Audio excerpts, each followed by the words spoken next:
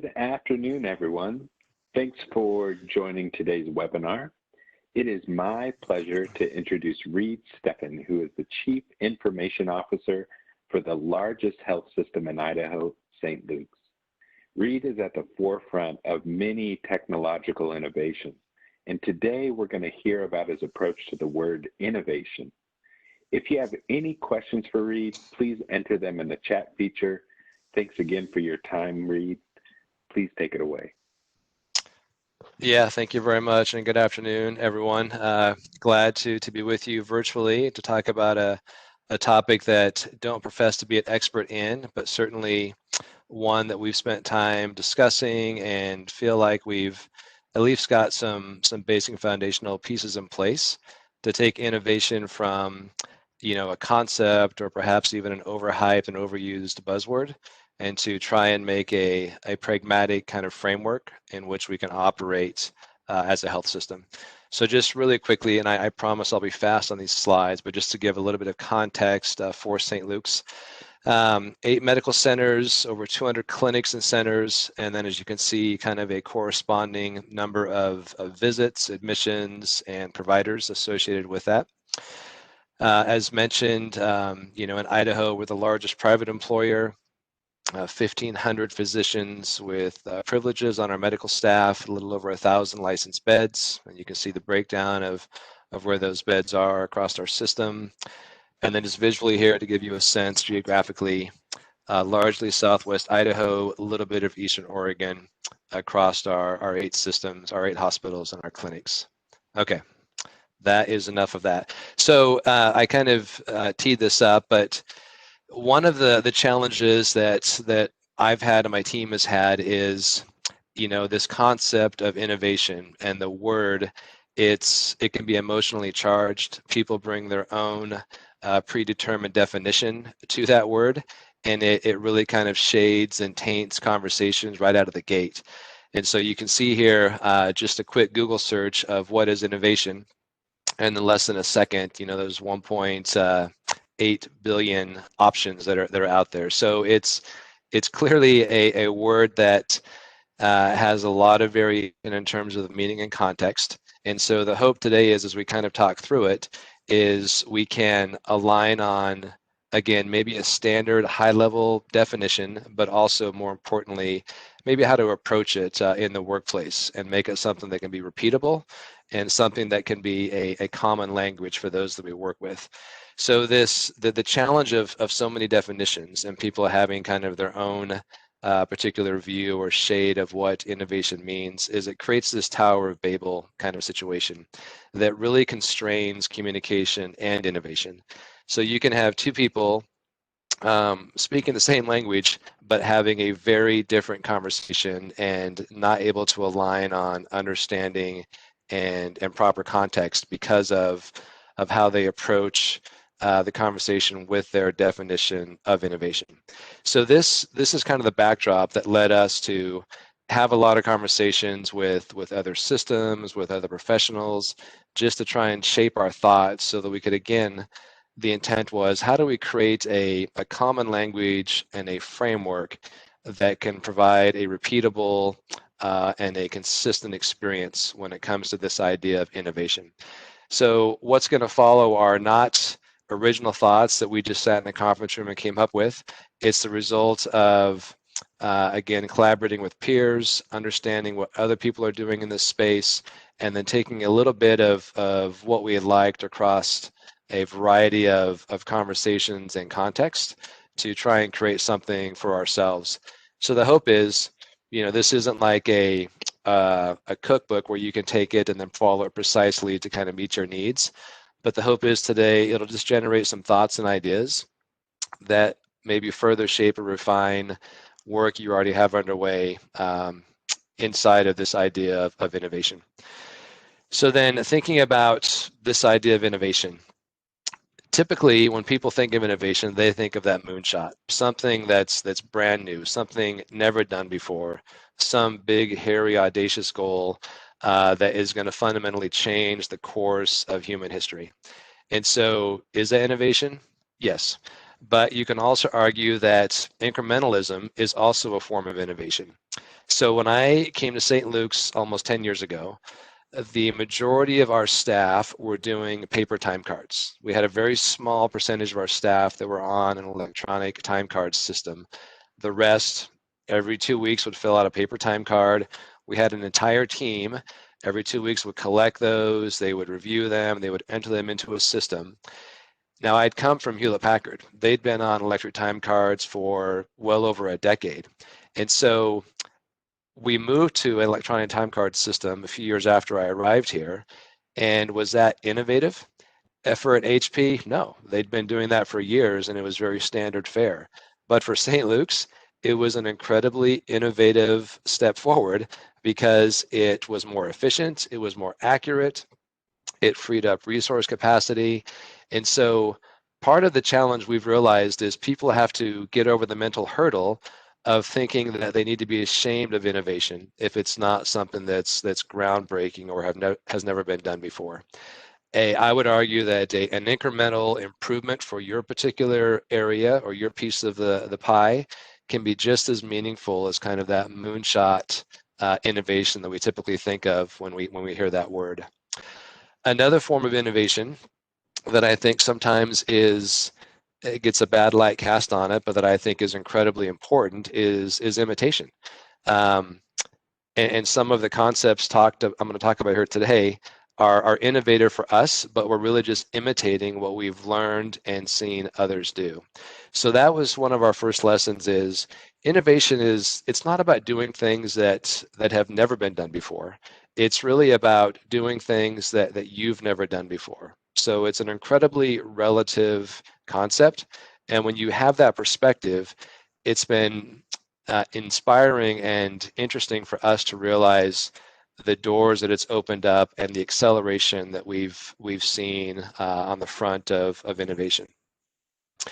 So our innovation is based on what we consider three core principles. Those are empathy, curiosity, and rapid experimentation. And so I'm going to go into a lot more detail into each of these, and starting with empathy. So we have been inspired by the story of a gentleman named Christopher Charles. And so I'm going to take a minute and share his story because it's really fundamental to this concept of empathy. And you can see this subtopic of go to Cambodia, and I'll explain what that means. So Christopher was a graduate student, and he was doing some research around disease and prevention in Cambodia. And he was doing it remotely. And then he realized that, you know what, I'm going to travel to the country so I can really immerse myself in the culture, in the lives of the people. I think that's going to add a significant level of perspective and understanding to my research. And so as he spent time in the country, his initial topic of focus began to pivot. He became very preoccupied with what he discovered to be a high level of iron deficient anemia in the country, in particular among new mothers and women who were pregnant. And so as he did research and tried to really kind of understand the why behind these high levels of iron deficient anemia, two things stood out to him. One was that the soil in the country was not naturally iron rich. And so they weren't getting iron stores from plants they were eating. He also observed that the cookware used by the majority of the people was earthenware or stainless steel, very little cast iron cookware. So a source of natural iron slough for a lot of other countries was not a resource that was realized in Cambodia. And so initially he thought, okay, great. I have a hypothesis. I believe that if I can introduce a source of iron into their cooking, it will make a fundamental, measurable difference in the levels of anemia that are being experienced across this country. So his initial effort was to fashion these cube-shaped iron ingots, and then he distributed these across some villages and encouraged people just to drop them in their pots when they cooked, in their boiling water, in their soup and their stews. And then he would come back and kind of measure levels of anemia and iron in the blood at that point. And what he discovered is that very few people were willing to use the iron cubes in their cooking. Instead, they use them for decorations in their home. Some people made marks on them and turned them into dice. Some people used them as a doorstop. And so he was still certain that his idea, his hypothesis had premise if he could just get people to use them in their cooking. And so as he was traveling around the country one day, he was meeting with a tribe of elders in the area, and they were sharing their meal with him. And it was a fish with or a soup with a fish in it. And they were describing to him that this fish in Cambodia is known as the lucky fish. It is believed that as you eat it, it brings you luck. The remains of the fish are buried in the ground, and they fertilize the ground. And so the fish itself, they felt like just had this whole kind of circle of life benefit for the people who consumed it and were blessed by it. And so in that moment, he had this idea that, hey, if I can fashion an iron piece in the shape of this fish that already has this a reputation of being lucky in this Cambodian culture, then I bet I can get people to use it in their cooking. And he turned out to be right. So as he made these fish fashioned in the shape of this iron fish, and then distributed these and asked people to use it in their cooking, there was a much higher level of adoption. And as people did that, he then was able to prove his hypothesis that that was a source of iron in their diet that made a meaningful difference in these levels of anemia. So the reason that I tell you that story, and just tangentially, you can go to Lucky Iron Fish, and today you can buy an iron fish, and every one you buy, one will be donated and sent to Cambodia. So it's also this great a kind of human interest discovery that he's promoted as well. But what we learned from that is if he had just simply stayed in Canada doing his research, he likely would have finished his course of study, completed his graduate degree program, but he would have missed out on this fundamental life-altering experience because he wouldn't have had the context. He wouldn't have seen that struggling moment that these people in this country were having.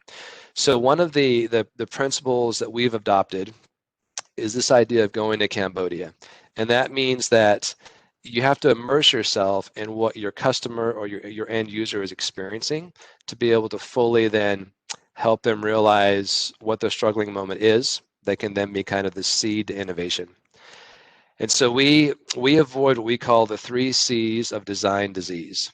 And these are conference rooms, conference calls, and cubicles. And so the idea is that if all of your understanding of the customer context and their experience is based on a meeting in a conference room, a conference call with the customer, work you're doing in your cubicle, you're going to miss out on really kind of having that empathetic perspective of what their struggling moment is. And that struggling moment is the seed for all innovation. And what we found is as we go to Cambodia, metaphorically, oftentimes customers aren't even aware that they have a struggling moment. They're so conditioned to there not being a better way or another way that they just accept it. And so we found that one of the great benefits of this is it uncovers innovation opportunities that the customer or the end user would never even think to ask for or to know that they could ask for. And so the question then, as you go to Cambodia, a question then is the most powerful tool that you have in the toolbox. And it really kind of lets us lead with that concept of empathy. And so we believe that empathy is really, it's the heartbeat of healthcare. Because we feel it in our souls, we often use empathy as an adjective. But what we've learned is the power of innovating in this way is that you can make empathy a verb, which is it resonates with our end users. Curiosity then is closely connected with empathy. And so just to share an example of how this would work and why it's so important to be naturally curious and to not accept surface level kind of answers. Imagine a lady who goes to her doctor and she lets him know that she would like to lose 20 pounds. If the doctor just accepted that at face value, if he wasn't curious about the why, he could note that in her chart. He could give her some advice on diet and exercise. She would go on her way. And she may or may not kind of follow through and really kind of meet the functional objective of that goal. But imagine if he really tried to understand more than just that functional requirement. Because for everybody, there's the functional aspect of what you're trying to do, but there's also a social aspect to it, which is how you want to be perceived. And there's an emotional aspect, which is how you want to feel in the course of trying to accomplish this particular objective. So imagine the same situation, and the doctor, instead of just accepting that, and instead of just asking why, because why can be sometimes a question that results in a defensive response. Why seems to imply that, okay, I hear you want to do this, but prove to me why it's a good idea or why we should do that. So instead, we find that what questions are better. And so a really good what question is, what would be good about that? So you're telling me what you would like to do. Explain to me what about that is good. What about that caused you to kind of arrive at this particular objective? And that defines what we have coined as the love metric. And so what is that ultimate goal that really connects the functional objective, but also ties it in then with the social and emotional aspects of it as well. So let's kind of play this scenario out. So the doctor in this case asked the lady, so I hear you say you want to lose 20 pounds. What would be good about that? And she's like, well, then I can fit into this dress. It's like, okay, great. What is it about fitting into that dress that's so important to you?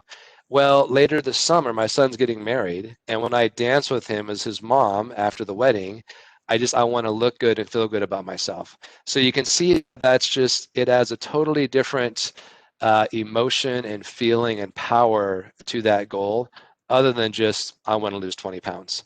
So as we go to Cambodia, as we show empathy, as we're naturally curious, and as we ask really good questions, these what questions, we can help people to not just identify a struggling moment and a functional need they might have, but we can really kind of connect in a broader purpose and context that adds a lot more power and a lot more momentum to what it is we're ultimately trying to accomplish. And then the third piece of the foundation is rapid experimentation. And so we think of this as learning fast and also learning inexpensively. There's a common kind of business phrase out there about failing fast. It's similar to that concept, but failing fast, like using that phrase in a healthcare environment, it just does not resonate. Like I can't think of any of our patients who would be pleased or would draw any degree of comfort if we let them know that, yeah, we made a mistake there, but we failed really fast. What they want to understand is they're getting quality care, it's safe, it's cost effective, there's going to be a good outcome. And so we use this scientific method of rapid experimentation to ensure that we're learning fast, and we're also doing so in a way that's very fiscally responsible. So what we've come to understand with this rapid experimentation is that our initial idea or an assumption we have going in rarely survives the first encounter with the consumer. So by adopting this approach of rapid experimentation, we're able to quickly pivot and adapt to new information and to the contextual understanding that comes with that. We believe that innovation is best executed as a science, not an art. We simply apply, again, these basic principles of the scientific method, which resonates really powerfully with our clinicians in particular, because that's the way their minds are wired. We avoid the trap of assuming an idea or a belief as a fact based solely on a bias or someone's reputation or their role. And so we use these principles to not only develop evidence before something is considered factual, but even more importantly, it invalidates assumptions and it enables us to rework solutions that will ultimately really delight and satisfy the customer. And so it's based on this theory that, or this idea that a theory simply says, we don't know, but we have an idea that this might work, and we have a framework for how we can really prove this out.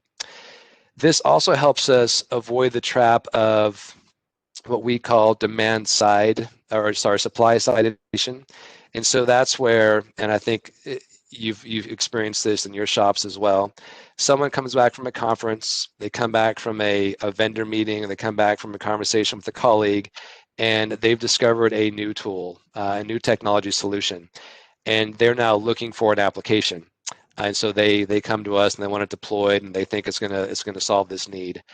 We define that as supply side innovation and the least effective form of innovation. So we really have tried to pivot to demand side innovation to really understand what that struggling moment is, what the true business need is, and then let that drive the innovation activity. So this idea of evidence-based innovation, it really begins with humility. Humility acknowledges that we think we know. It's what we think we know is probably just an assumption, and until we prove it with evidence, we're going to proceed very, very cautiously. And we've tried to really align in this idea of designing for delight. So historically, we have what we call requirements documents. So we sit down with the customer, and they help us kind of delineate their requirements for a particular problem or a need. We've tried to evolve past that. And yes, we have to get requirements, but we then also want to ask them, what would delight you? What could we deliver that would just incredibly astound, and it's something that you think is not possible, but if we could do it, would fundamentally change and improve the way that you work? And that kind of question and that backdrop for a conversation has been really powerful, because it lets people kind of free themselves from constraints that they may have unintentionally put in place, where they kind of presuppose this box they have to live in, and so therefore that's the only thing they're going to talk about requirements for. When we kind of break down those barriers or expand that box, we have some really powerful and incredible conversations with customers and with end users. It really places that consumer at the center of what we're doing, and most powerfully for us in an IT shop, it elevates us from a role of just a transactional partner or an order taker to really being a collaborative partner who can help kind of facilitate a conversation that lets people, again, understand a struggling moment they may not be aware of, and lets them understand that there may be a future possibility beyond anything that they can envision in the moment. There's an entrepreneur, his name is Leonard Brody, and he describes what he calls this fundamental shift that has been, and I think to some degree is still occurring in our world. He's dubbed this the Great Rewrite. So he posits that there's been 5 media revolutions in the history of the world. There was movable type, there was wired transmission, there was recordable media, television, and then finally the internet. And he says the first 4 of those have some commonalities. The transmission in those first 4 media revolutions is really, it's either one-to-one communication or one-to-many communication. The cost of market entry can be very high. Think of the cost of trying to stand up your own TV station. And typically there's a high level of governance and regulation that surround that particular media revolution or that media type. The internet really kind of completely flips that model on its head. Now it's possible to have mass communication at very low cost. You can do it one-to-one, one-to-many, many-to-one. There is very little governance comparatively and regulation in that. And it's resulted in this disruption in markets that would have been unthinkable just a generation ago. So you can see, and I'm going to kind of bring up the actual companies here, and it'll be curious to know if that kind of matches with what you think of when you see these. But if you think about it, the largest personal transportation business that exists in the world today, they don't own any cars. They don't own vehicles. It's Uber. The largest media business in the world today doesn't own or produce any original content. It's Facebook. The largest telecom service in the world today doesn't own their own phone lines. They operate over the internet. And then the largest hospitality business in the world doesn't own any property, no hotels, no hotel rooms, and that's Airbnb. Why this is important is it's not a stretch then to to both realize, as we're seeing today, and imagine in the future, how this great rewrite is going to impact healthcare, both directly and indirectly. We've seen an incredible shift in the last few months related to the COVID pandemic. We have been working for a while to really stand up video visits, and we were making slow, steady progress, but COVID really kind of it forced a couple of things. One, we didn't have the luxury for a period of time of in-person visits, so we had to more quickly pivot to a virtual visit situation. We also then married that with an incredible uptick in consumer demand for a remote video visit for consumers, even if we were open, that didn't feel comfortable leaving their home, coming into a healthcare facility. And so that's been remarkable to watch that transformation happen so quickly. To go from doing just a handful of video visits to doing tens of thousands of video visits for us in the last 5 months. And it's created this shift now where even as things return to a more normal state and we have more in-person visits available, we're going to maintain a degree of our customers who aren't going to want to go back to that traditional model. They're going to want to have in healthcare what they have today in banking, or in retail, or in finance, or in travel. And they're going to want the convenience of having the healthcare meet them where they are, when they are. So the idea of, I've got to wait and call my doctor's office at 8 o'clock Monday morning to schedule an appointment. They might be able to get me in, that afternoon. I'm going to come in and sit in the office surrounded by other people who likely aren't feeling well. I may have to wait a half hour to even get back into the office. Once I sit there, I wait another period of time for the doctor to come in. And then I get a prescription and I got to stop at the pharmacy on the way home to pick it up, versus I'm at home, I'm not feeling well. It's something that I think the doctor can assess and diagnose virtually. I just get in the queue. When he's ready, my phone pings me. I see him. He does the analysis. He prescribes medication. My pharmacy will actually remotely, or my pharmacy will actually deliver the medicine to me in my home. It's just a complete fundamental shift in how we deliver care, and really kind of puts the patient at its center. And it speaks to this idea then of the internet really kind of being a driving factor in how this innovation is and will continue to occur in the coming months and years. So with that kind of context in mind of just how we think about the being empathetic, being curious, rapid experimentation, we then align on this idea of jobs theory. And so this was a thought child of a Harvard educator named Clayton Christensen, who actually passed away earlier this year. But he wrote a book called Competing Against Luck. And in this, he defined a job as it's simply an effort that someone is pursuing to make progress under a difficult circumstance.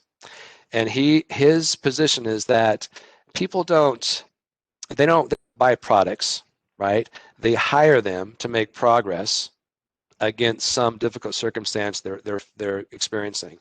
So people don't, even though it's the transactional, they certainly purchase products and services.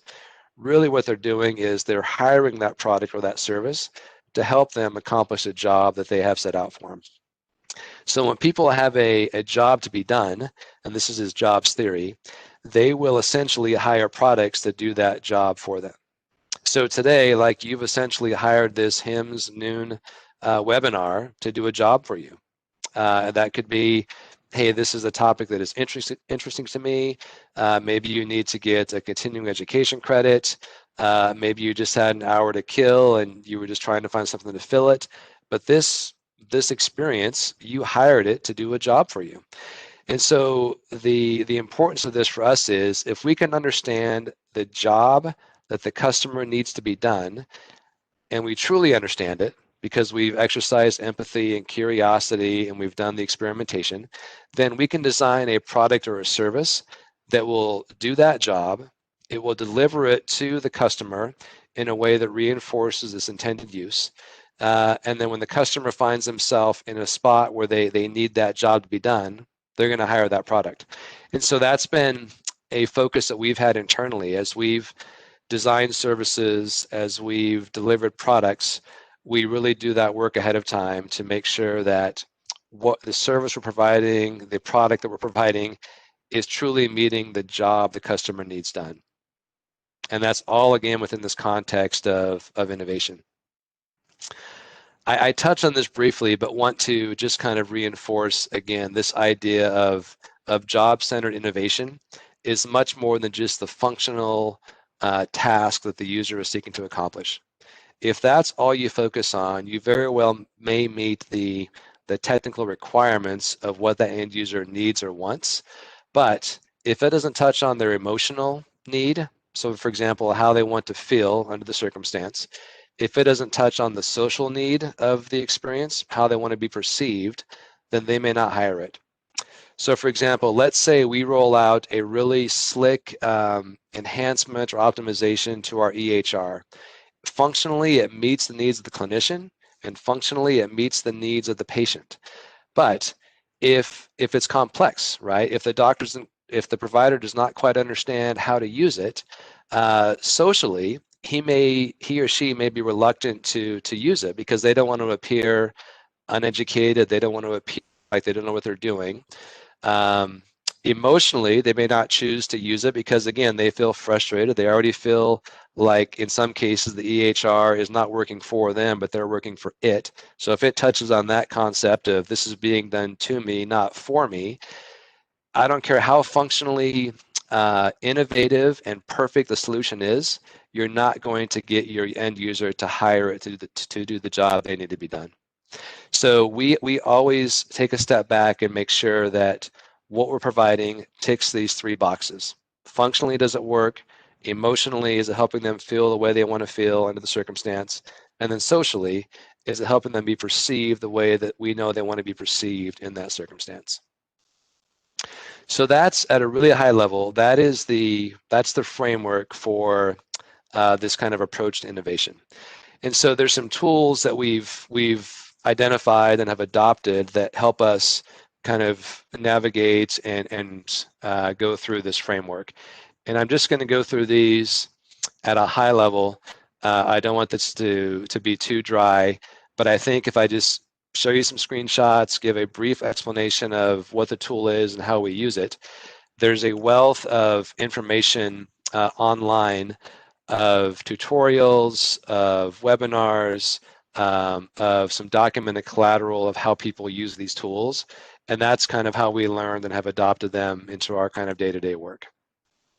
So we have this model, this progress making forces model, and it helps us to understand the forces that are at play when a consumer is seeking to make progress. And it helps us then, it gives us good guidance on how we can help manage that change. So the simple idea behind this diagram is that anytime there's a change that is possible, you've got some forces in play. You've got two forces that can promote or help to encourage a user to accept and adopt that change. There could be the push of the situation. So for example, there's that struggling moment. There's a problem that the user has, and it's so acutely felt that they are willing then to accept and adopt something new or to try it. In some cases, it could be the actual magnetism of the new solution.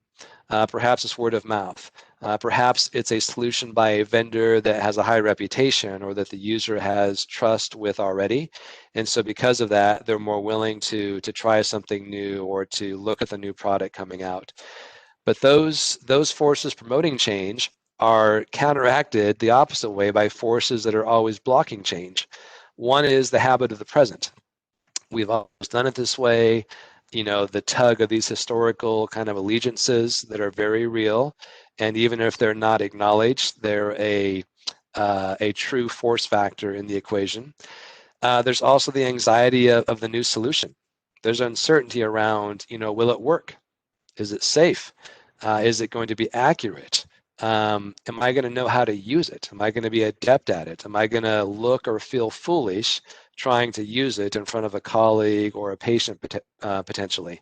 And so any situation we have this forces diagram in the back of our mind, and we look at making sure we identify those those forces promoting the change, that we understand what those are so we can use those for our benefit.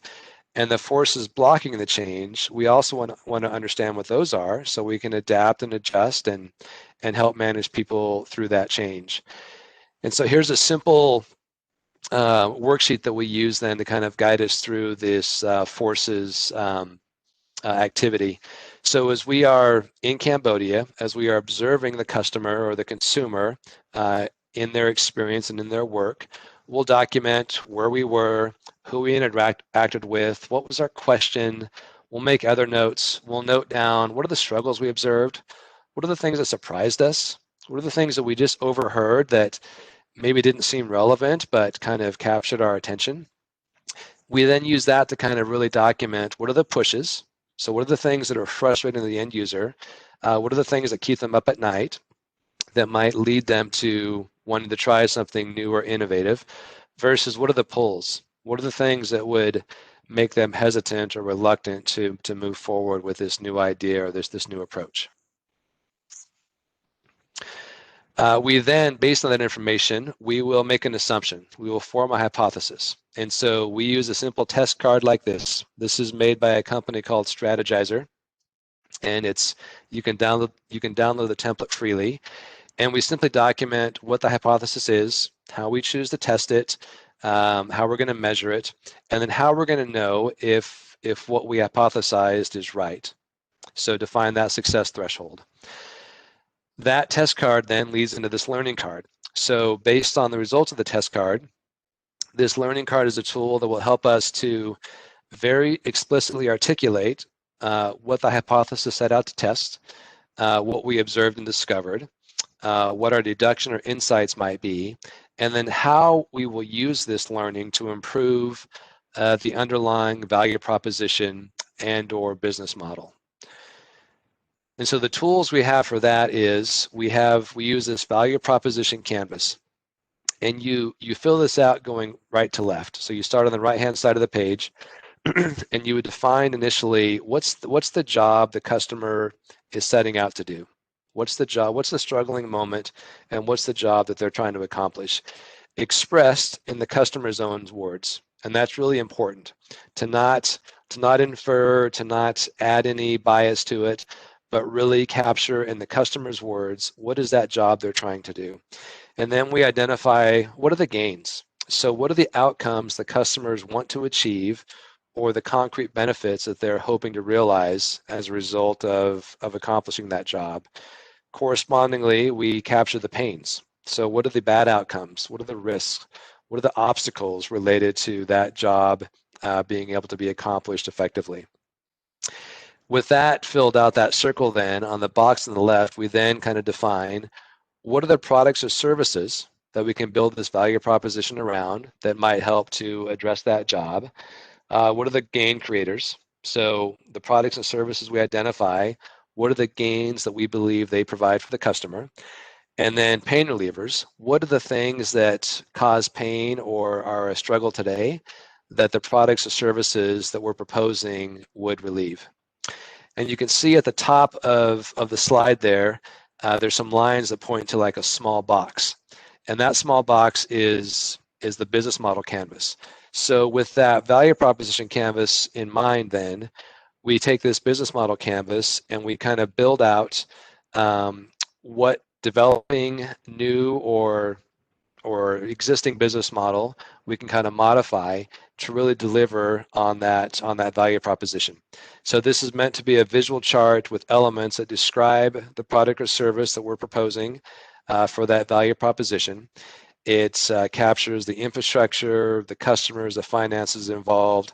And so just, at a really high level, going kind of left to right, your key partners, some of the activities that you might pursue may not be things that you kind of deliver internally. So you may outsource or acquire outside expertise from the enterprise to help with it. Key activities are just those resources that are used to deliver the value. Those resources are the assets that we acquire and that we use to offer and deliver value. The value proposition is what we defined on the previous canvas, and that's just seeking to solve the customer's problems, the job they have to be done. We've got our pain relievers on this as well. We've got the cost structure and revenue stream below that. Let's provide just a good capture of the outlay in terms of investment we have to put into this business model and to solve this value proposition, and then any associated potential revenue streams or benefits that come in from that.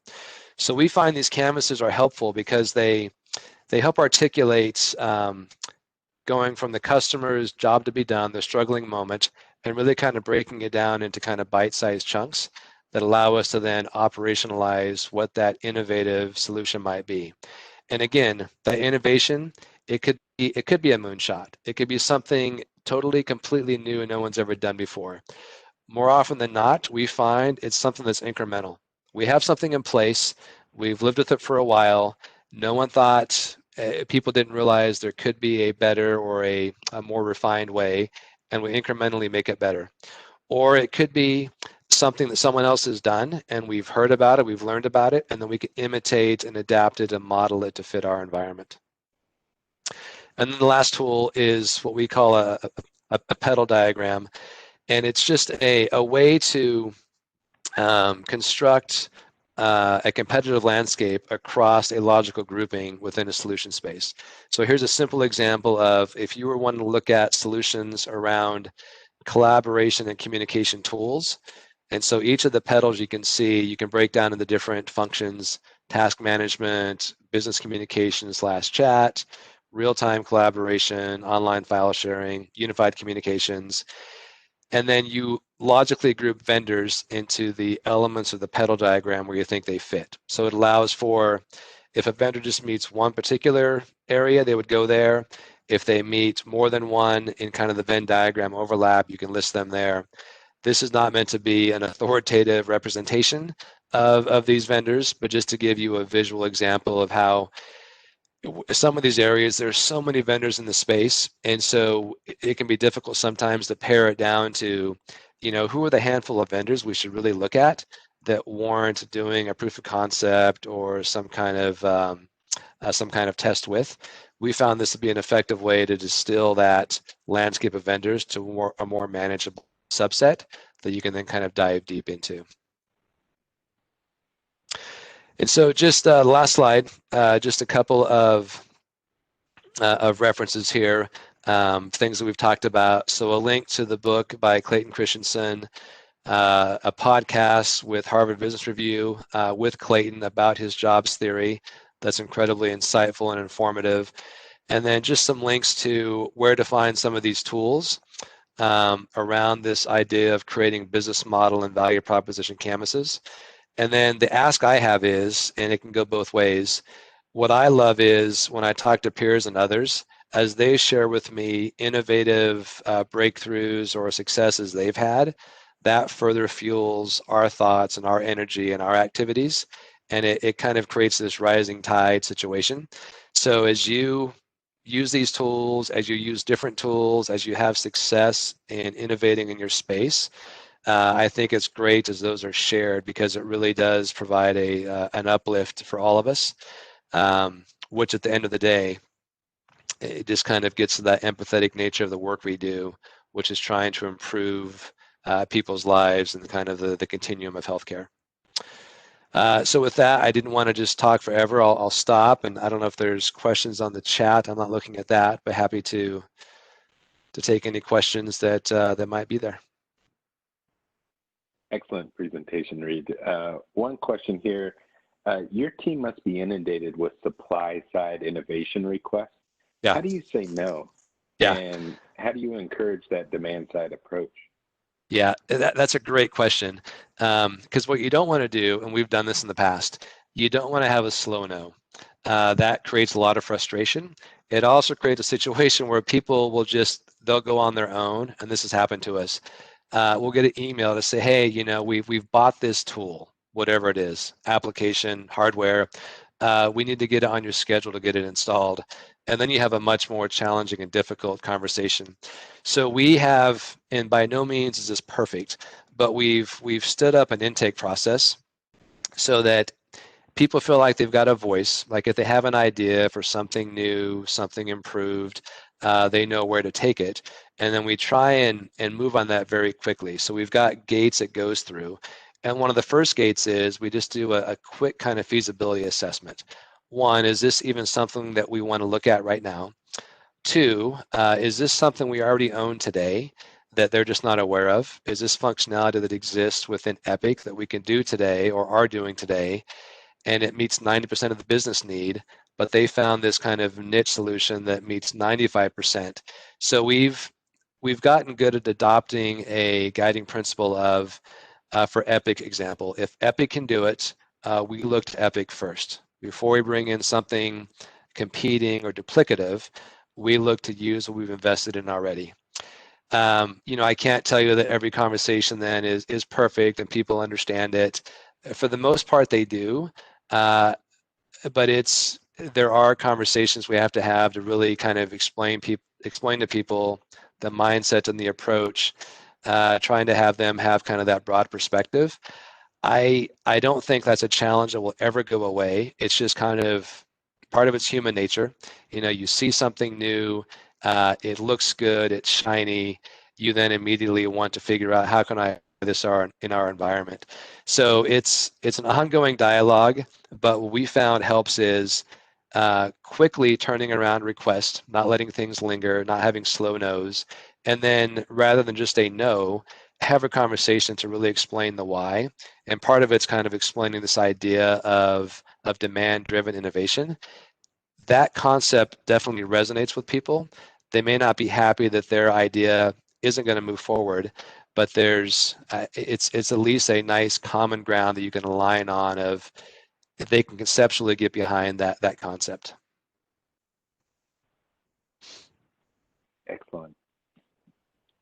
Another question. Telehealth has been a slowly adopted innovation, but since COVID, do you think it's here to stay? Yeah, certainly I do. I think the volumes that we saw in May, June, July have started to drop off a bit because sometimes people want to be face-to-face with their provider. Sometimes they need to be, but they're still exponentially higher than they were pre-COVID. And I think what's going to drive it, I think it's twofold. We had some providers who were a bit reluctant. You think of that change forces diagram. They were a bit reluctant to kind of go all in on video visits pre-COVID because they weren't sure how effective it would be. They were worried that the technology would be disruptive and they would potentially look foolish or would come across poorly to their patient. You had worries about billing, right? We had conversations like, is it even legal? Can we bill for it? Do we not bill for it? So COVID kind of it really kind of addressed that push-pull gridlock for us and really gave us the push we needed. And so we now have providers who realize that, this isn't that bad. And I can actually see more patients in a shorter span of time when I do video visits. The technology, it's not perfect, and we are always trying to fine tune and improve it, but I think it exceeded what they anticipated the experience would be like for them. The other piece of it that I think is the really big push is now the consumers experience this, they're not going to allow healthcare to kind of take a step back to the way things were. So think of a mom a working mom or a dad, they wake up and they've got a child who has, a sore throat or an earache, and it's something they know exactly what it is. They've had it before. They've got a PCP. Pre-COVID, again, they would have had to call their clinic that day, hope they could have got in. They would have had to have made arrangements for work, drove their sick child into the clinic, seen the doctor, get the prescription, go to the pharmacy, then go home. That could consume an entire day. Versus now, they can, with MyChart, they can go online, schedule an appointment. They can just drop into call me when a physician is available and I'll meet with him. The provider virtually via video sees the child, assesses it, identifies what it is. Again, e-prescribes into the pharmacy. The pharmacy can then deliver the medicine to the home in a lot of cases. That customer experience I mean, that's much more of a patient-centered care paradigm than what we've had in the past. And now that they've experienced that, they rightfully will not accept anything less. And so I absolutely believe it is here to stay. I think the billing piece, you know, there's some exceptions in place right now because of COVID. I think they're here to stay. They might be modified, but I think it's one of the silver linings of this pandemic is it was one of the best things that ever happened to our telehealth efforts, because that's really where we're going to be able to drive down cost and we're going to be able to increase access, both of which are challenges in healthcare. So I'm personally very excited for the current state, but also what the future holds in that regard. Excellent. Thank you, Reid. That looks like all the questions we have. Sure appreciate your time today. We all have a lot to think about. Thanks again for the great presentation. Yeah, my pleasure. It's weird not seeing people to be able to kind of judge reaction, but thank you for attending virtually. Thanks, Reid. Thanks, everyone. Take care. See you next month. Thank you so much.